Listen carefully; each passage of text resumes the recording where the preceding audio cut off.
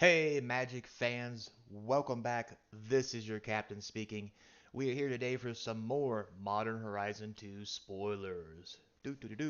So, with that said, remember, put those trade tables and seat backs in their full upright position as we fly off into the next station of Capnclyde's news. So, let's hit these spoilers and get going. But before we do, remember to like, subscribe, put some comments down below, hit that notification bell, feed that YouTube algorithm to get this put up in the thing so that it will pull this to the top so people can see more of the videos and get a little more support for the channel. Really do appreciate it. So without further ado, we got lots to cover, so let's get started. So as we move on, we have one that I missed yesterday. We have the Vulcan Infiltrator. It's a blue and a colorless. It's an artifact creature. It can't be blocked. It has Metalcraft, which means it gets +1/+0 as long as you control 3 or more artifacts. So it's a 2/3 for 2, uncommon, just draft fodder. So, moving on. Here we have the Lazotep Minister. It is a blue-black creature zombie wizard. It's a 1/3. Whenever you discard a card, you may pay 1 colorless. If you do, you get to amass 2. If you guys remember amass back from Amonkhet, that's when you put a 0/0 zombie creature token into play with a number of +1/+1 counters on it. With amass 2, that'd be 2 counters. So this is okay, although since it costs mana to activate, I don't think it's going to see modern play. But could be a decent draft card with a cheap casting cost. Moving right along. I did not translate this because if you don't know a Vindicate when you see one, you need to up your game. But yeah, Vindicate, destroy target. I believe it's a creature, non-land permanent, yada yada yada. But Vindicate has always been a premium removal spell in any set that it's been in. Um, so yeah, this is obviously going to be a great card. Amazing for draft. This is already not used in modern, and I don't see it getting any play in modern with this being added. So moving right along. So here we have the Timeless Witness. It is a human shaman for 2 green and 2. It's a 2/1. When it enters the battlefield, return target card from your graveyard to your hand. And it has Eternalize for 2 green and 5. So basically, uh, this is 1 more casting cost Eternal Witness to have the ability to have Eternalize on it. This is going to be fantastic for draft. However, this is not going to see modern play because Eternalizing for 7 is just absurd. Nobody's going to get that kind of mana on the field before the game's over. However, for EDH decks everywhere, rejoice, you now have a second Eternal Witness you can play. So, congratulations, guys. I'm sure you'll like that.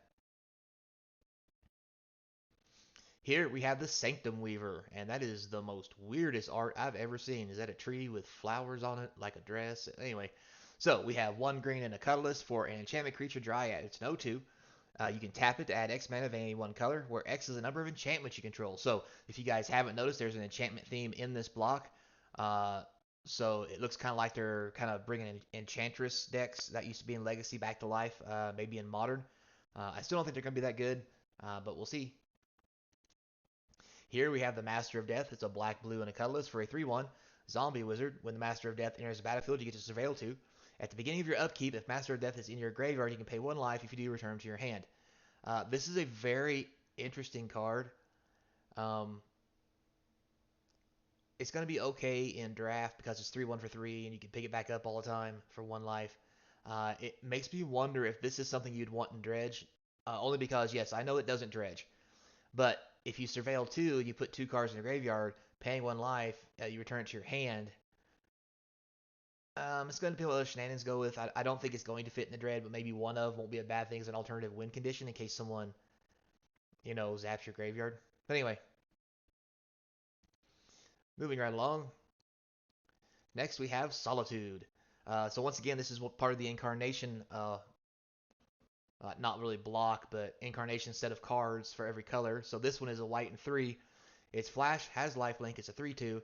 When it enters the battlefield, you exile up to 1 other target creature. That creature's controller gains life equal to its power. And once again, it has evoke like all the incarnations for a white. Uh, this is very powerful. Grief is already really powerful with Ephemerate. This being a white card, which also is an Ephemerate color, that's basically a Swords to Plowshares. That can be a 3/2, gives you another card to combo with Grief and those Blink decks. So if the Blink decks become very popular, I can definitely see this and Grief in a black-white deck.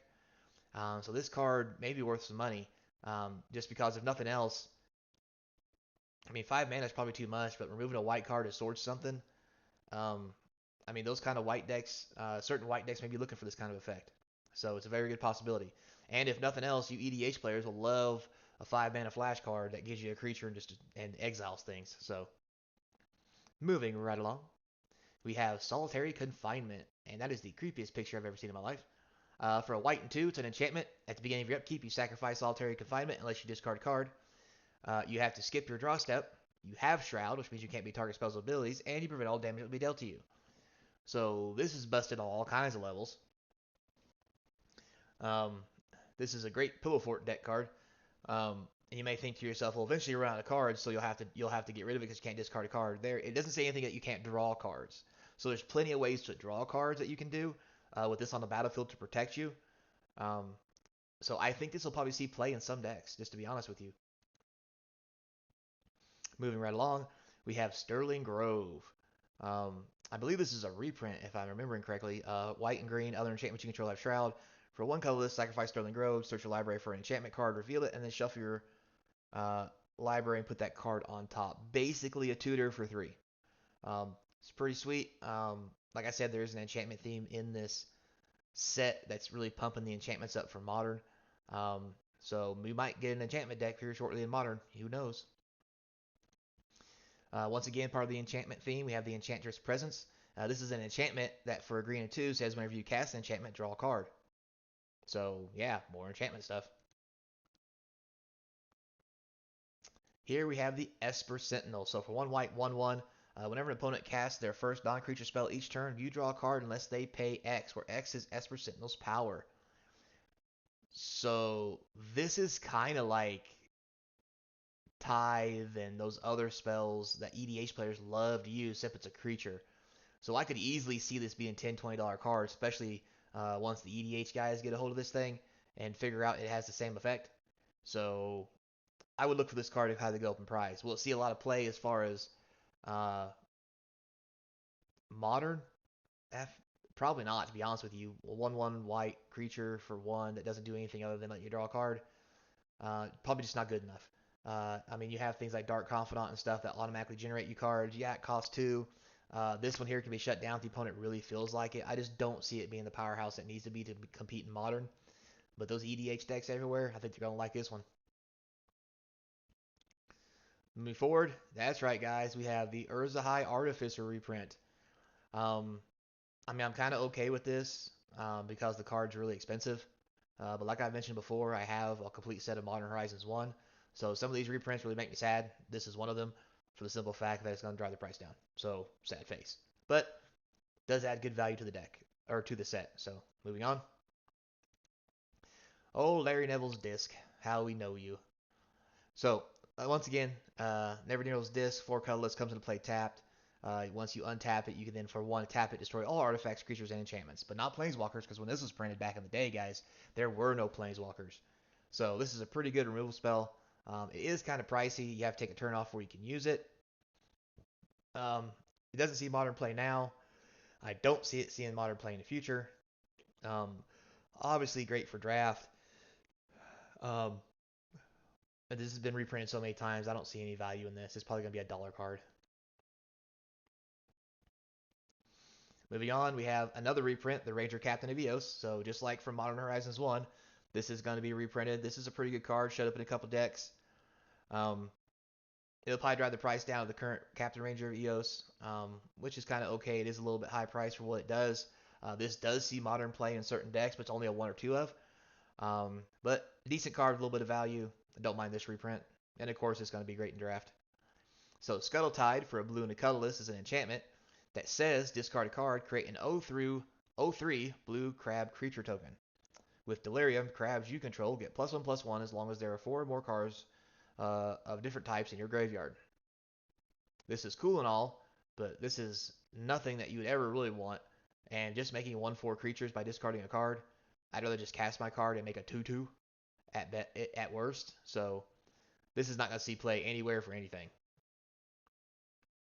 Unless you want to make a crab deck. But we won't go there. So, here we have the Prophetic Titan. It is a blue, red, and 4, which means it's not modern playable. It's a giant wizard. Has Delirium. When it enters the battlefield, you choose one. If you have Delirium, and if there's 4 or more card types in your graveyard, you get to choose both. Alright, so when you cast it, you get 1. If you have Delirium, you get both. The first one is it deals 4 damage to any target. That's pretty sweet. Second one, look at the top 4 cards of your library, put 1 in your hand, and the rest in the bottom of your library in random order. So that's really sweet. Once again, 6 mana, not going to see modern play, but this seems to be a powerhouse if you're going to draft Modern Horizons 2, if you can afford that. But I'd definitely be looking out to use this card, especially if you go out to a sealed event. Moving on. We have Brea's Apprentice for a red and 2. It's a human artificer. It's a 2/3. When it enters the battlefield, you create a 1/1 colorless Thopter artifact creature token with flying. Well, that's a lot. So by tapping and sacrificing an artifact, you can do one of 2 things. You can exile top card of your library until the end of the next turn. You can play it, or target creature gets +2/+0 to end of turn. Very interesting, kind of a mishmash between other red creatures that we've had before, like the 4 mana. I'm having a sorry guys, it's real late at night. I'm having a brain fart. The forecast that gives you a 2/2 and 2 Thopters. You can make them not block, or you can give them pluses, so forth and so on. 3 mana, 2/3, gives you a 1/1. I'm not really sure. 3 mana is a lot for Modern, but it does have good abilities. Definitely a draft all-star, just because of the ability to get cards off top of your deck and be able to play them. I'm going to probably say it's not going to see Modern play because I don't think it does enough. It's kind of high casted for its actually power level. With that said, this could be a decent card in EDH, especially in a artifact deck, because you can just mill through your whole deck looking for stuff. Because it doesn't cost anything to sacrifice a creature or an artifact to look at the top card of your library and then play it. So it might be worth a little something. We have the Sanctum Raptor, 3 colorless 2/1 for 2/1 flyer. When it attacks, if you control 3 or more tokens, it gets +2/+0 and gains first strike. So this is a horse. This thing in a token deck is amazing. A 4/1 first striker that flies. There's not much things bigger than 4 power with first strike. So again, though, won't see modern play. I just don't think it's a thing. Not powerful enough. It's too easy to kill tokens. But who knows? Maybe there's a token deck out there really looking for this. Seriously doubt it. And I don't even think it's going to see EDH play. But as far as a sealed or a draft goes, this is pretty good. Moving on, we have the reprint of Archmage's Charm. If you didn't know, this card is up past probably $50 by now. It's hard telling. I haven't looked in a while. This is another reprint from Modern Horizons 2. It's a great card. For 3 blue, you can counter a spell, draw 2 cards, or gain control of a creature of value 1 or less. And this 3 mana card sees heavy play in Modern, especially against things like Death Shadow and any other aggro decks that have all these creatures that normally cast for 1.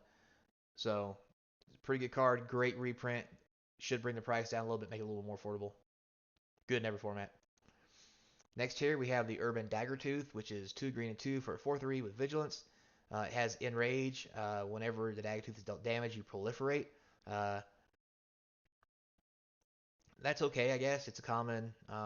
It's got value. You'll probably see draft play just because of that. But as far as modern, no play. And it'd be hard pressed to see this in an EDH deck, just unless you're looking to fill spots. There's just too many good cards for EDH. I don't think this is one of them. Moving on, we have the King of the Pride, a white and 2 for a 2/1. Other cats get +2/+1. So for all you cat kitty guys out there and girls, here's the cat for that cat tribal deck that you've got that you love so much. That gives all your creatures a pump, and it's not legendary, so you can run 4 of them, unless you're playing EDH, of course. I don't think it's going to be worth a whole lot, but I think it'll definitely see play in those EDH decks just for giggles and fun. So I think it is pretty cool. And it's definitely, there's not a cat deck in Modern. This ain't going to see any Modern play. Moving on, we have the Airamoeba, which is the awfulest name ever. For a blue and 3, you get a 2 for it flies, and you can discard a card to switch its power and toughness. Yeah, that's just awful. Decent in draft, but that's about as far as that goes. Next, we have the Glorious Enforcer. It's 2 white and 5, which means it's never going to see modern play. For a 5/5 flying lifelink angel, at the beginning of each combat, if you have more life than your opponent, the Enforcer gains double strike in a turn. I think this definitely would probably be something that you see in an EDH deck. Yeah, it's a lot of mana, but playing this with somebody who's got a Pillow Fort deck, or if your deck's a Pillow Fort deck and this is one of your creatures for a win condition, and you gain a lot of life, like this is EDH through and through, guys. Nothing else. Even in draft, 7 mana might be a bit much to get something on the battlefield. Moving on. Uh, Look at this, guys. We have a new mythic. We actually have Ragavan himself, Ragavan the Nimble Pilferer.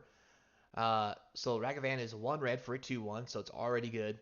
And when the Nimble Pilferer's combat damage to a player, you create a treasure token and then exile a top card of that player's library. Until end of turn, you may cast that card. Plus, it has dash, which means you can put it in with haste and swing with it, put it back in your hand at the end of turn. That's a good mechanic back from the cons days. I think this will see modern play. It's 1 mana, it's a 2/1, that's lots of damage, plus the ability to strip cards off your opponent's deck if they don't put a creature out or deal with this, and you get to cast them, plus get treasure tokens, which is basically mana ramp. This thing is going to see play. It does help that it's a mythic, it's going to drive the price of it up. I think this is a definitely bound for modern card. Even as just a one of, this could be a sweet card and red aggro decks where you get to use the opponent's decks against them. So yeah, this is definitely a thing, guys.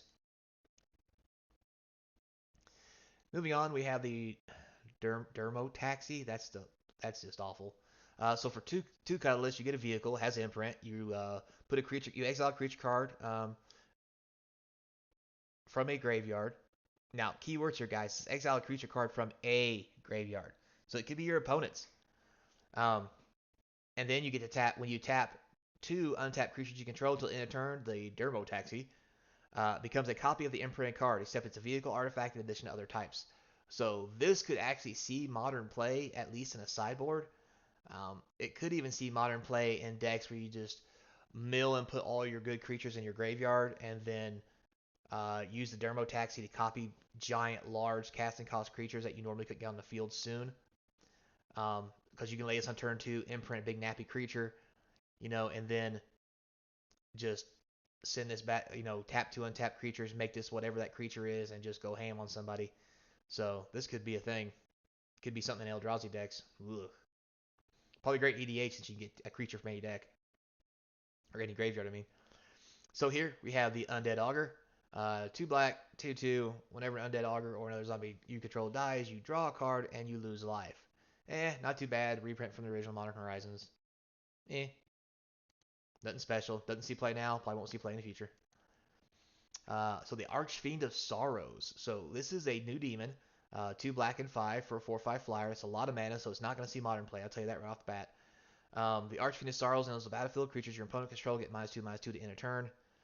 It does have flying, but with that being the only ability that it does, 7 mana is not enough. It does have Unearth, which is a nice ability in case you want to use it, but for 5 mana, even in draft, your opponent's going to have creatures that are bigger than 2/2s. I just don't see this being a good card at all for any reason. Just there's so many more cards for 7 or more that does and has more abilities that this is probably not going to be a thing in any format. So I'm really excited about this one, guys. Yavimaya, Cradle of Growth. Legendary land. Each land is a forest in addition to its other type. This is a green version of Urborg. Oh my god. They might do this for every color, and man, would that be just wow. This is amazing. This is going to be a high dollar card, guys. I know it's only a rare here, but once somebody figures out how to bust this in a deck with some green mana, it's just going to be game on. Look at Urborg. That card has been reprinted several times. It's still $20, $30, $40, $50 in some sets. And the newest ones aren't cheap. They're $20 or so. This is going to be a phenomenal card, and I'm really excited about it. I like the flavor text, like the nostalgia. It will see modern play. This will see play in all the formats it's legal. This thing is just nice. Moving on. We have Territorial kevu, whatever you want to call it. So it's a green and a red for a star creature, which means it has domain, and its power and toughness is equal to the number of lands you control, or I'm sorry, land types among lands you control. So when it attacks, you get to choose one, discard a card, and draw a card. Um, and if you do discard a card, you get to draw. And then exile up to one target card from a graveyard. So I'm kind of torn on this. The only reason I don't think it's going to see play is because in red and green there are better creatures, even with the abilities that it has. And often red green doesn't use domain as much as some of the other decks as far as land types. So I don't think it's going to be a thing, guys. Um, Decent in draft probably, but I don't think it's going to see any modern play or worth it be one of those bulk rares. Next, we have the Herd Barrowloth, 2 green and 3 for 4/4. Obviously, this is not going to see modern play because it just costs too much and doesn't do enough. Whenever one or more +1/+1 counters is put on it, you may create a 4/4 beast token. That's cool and all. By the time you get this on the battlefield, you'll probably be dead in modern. In draft, this is a big powerhouse. If you can find a way to put counters on it inside your deck, this thing could just make it a whole army for you and win the game. So,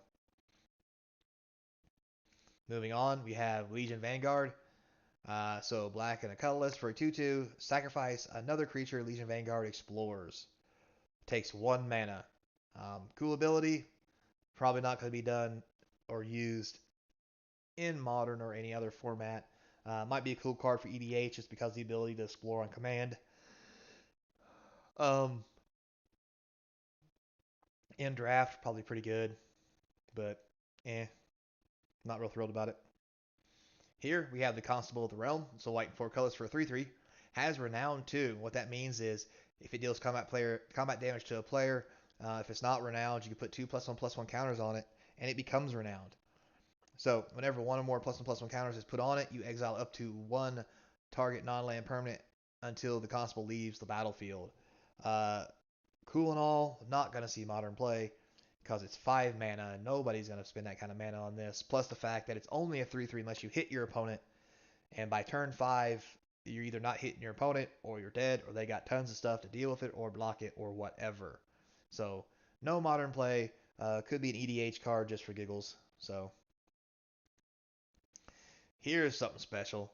So Pyru, the Volatile, 2 black, 2 white, 2 red, Mardu all the way, 2 colorless.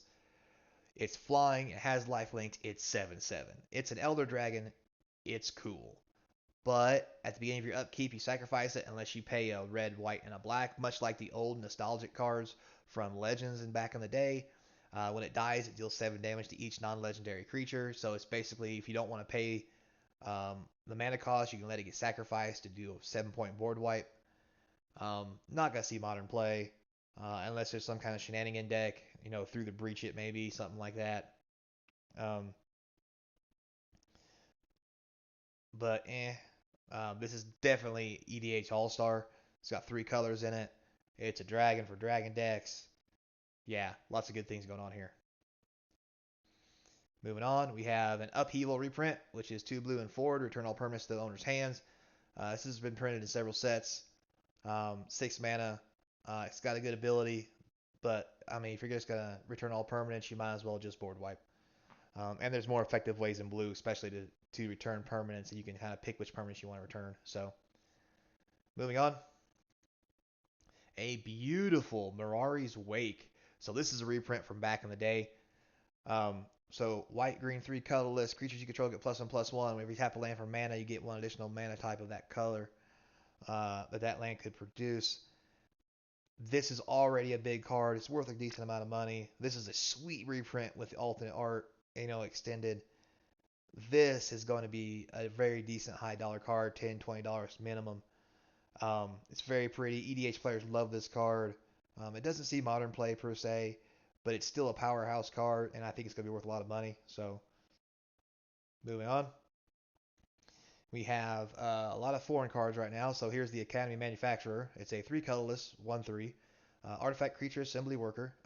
Keywords there. It says assembly worker, which means Mistress Factory can pump this, which has been printed in a set if you watched my last video. If you would create a clue, food, or treasure token, create one of each instead. That's pretty cool. Now, with that said, unless there's a deck that really abuses that, 3 mana for this 1/1 is probably a bit too much. especially since you can just bolt it off the table, or lightning helix it, or rip apart, or one of the many other plethora of things that you could do to destroy this thing. I just don't see it having a whole lot of play unless it's in some kind of weird combo deck. However, for EDH, this is a pretty sweet card because you can really abuse something like this in EDH. Moving on, we have Persist, almost like the ability. But anyway, so for a black and a colorless sorcery, target non-legendary creature card in your graveyard returns to the battlefield with -1/-1 counter on it. This is basically Animate Dead. This is nuts. A 2 mana Animate card. Now, because of the -1/-1, it keeps a lot of cards in the graveyard that are like 2/1s or 1/1s or what have you. But for those big creatures like that dragon or anything else that's just completely abusive, like Eldrazi and what have you, this card is going to be bonkers.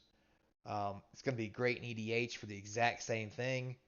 I just see this card being worth a lot of money. This is basically Animate Dead, guys. I don't know how else to say it other than it's got a -1 on the butt. And Animate Dead is really expensive and not allowed to be played in some formats because of it. Like, this is going to be definitely going to be an all-star, maybe even ban worthy, depending on the kind of belligerent decks it gets put in. So, moving on, we have the Feast of Sanity for a black and 3. It's an enchantment. Whenever you discard a card, deal 1 damage to any target, and you gain 1 life. Yeah, there's a discard theme in this set, but unless you can draw a bunch of cards, which means it has to have a whole new deck archetype. It's not really a deck archetype that fits in right now. I don't see it doing a whole lot. Maybe pretty good for EDH, depending on what kind of weird EDH deck players we got out there. So, good old greed, guys. It's been reprinted. It's back because that's exactly what Wizards of the Coast is doing with this set. Is nothing but greed, charging you tons of money for a set that's in print and way overpriced. But anyway, moving on. So for black and 3, greed's an enchantment. And for a black and paying 2 life, you get to draw a card. Big powerhouse. It was a powerhouse back in the day. The ability to have this on the field, even though you're paying 2 life to draw a card with a black mana, still a powerhouse now because there's so many ways you can circumvent this by gaining life and other things.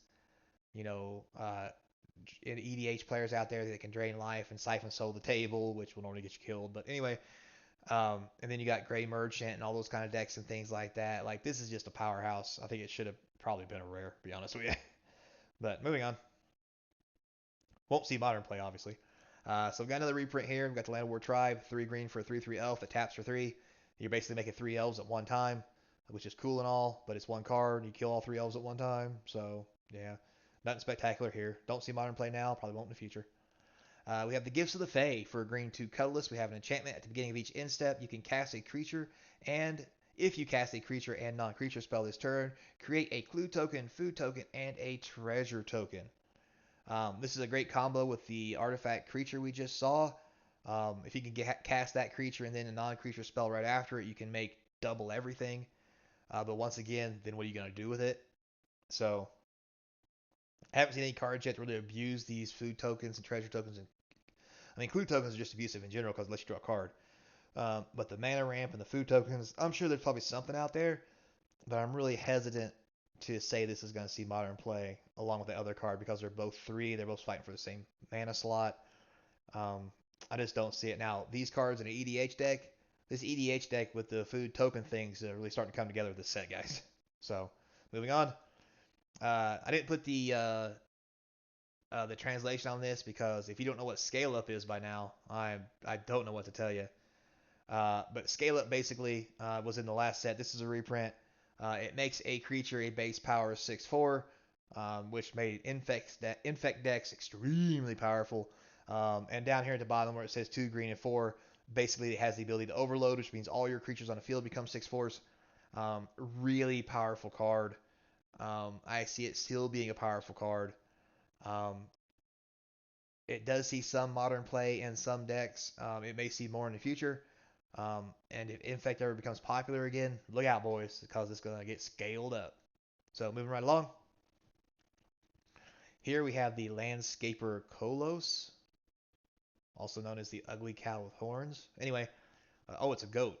That's that's a big ass goat. Anyway, 1 white and 5, so for a 4/6. So obviously you're not going to see this in modern. Way too much mana. When it enters the battlefield, put target card from your opponent's graveyard onto the bottom of their library. So yeah, it does have basic land cycling for a white and a colorless. You can discard it and search up a basic land card, reveal it, put it in your hand. Um, that's a really good effect, but like on the off chance you don't want to land cycle it, this creature costs way too much and is not going to see play. Probably good for some EDH decks to help filter their land. Um, so it may be popular for that. Moving on, we have the same thing here. We have an Orchid Strider, 6 mana for a 6/4. You get 2 food when you play it. But the big thing about this one too also is it has basic land cycling for a green and colorless. Since this is the second one, I'm going to say there's probably a theme here. There'll be one of these for every set or every color. So EDH decks out there in the world can rejoice. You'll all get one. Once again, not going to see modern play. Here's the red one apparently. Battle plan, red 3. Beginning of combat, target creature control gets +2/+0. But once again, basic land cycling. So EDH players rejoice in the world. Moving on, we have World Weary. So 2 black, 3 colorless. This is the black one. Okay, so you enchant a creature, it gets -4/-4, so it can be a kill spell, but it has basic land cycling in black. You know, once again, EDH players rejoice. Moving on, so here's the blue one. Now this one's actually pretty good for an EDH player, in my personal opinion. Now, the one at -4, yeah, whatever. The other ones are creatures, yeah, whatever. But this one, you draw this late game, and you don't want to land cycle it. 6 mana as an instant to draw 3 cards. That's actually pretty sweet. So this one actually I think has some legs. Again, not in any format because it won't be played in any of the formats. But for EDH, this one has a huge advantage over the other basic land cycling types. Moving on, we have Calibrated Blast. This is a new rare instant, red 2 colorless. Reveal cards from top of your library until you reveal a non-land card. Put the revealed card on the bottom of your put the revealed cards on the bottom of your library in any random order. When you reveal a non-land card this way, Calibrated Blast deals damage equal to the card's mana value to any target. Um, it has flashback of 5, so this is probably gonna be good in draft. Might be good in certain EDH decks. Not in modern though, because it costs 3 mana, the flashback is 5, which is too much.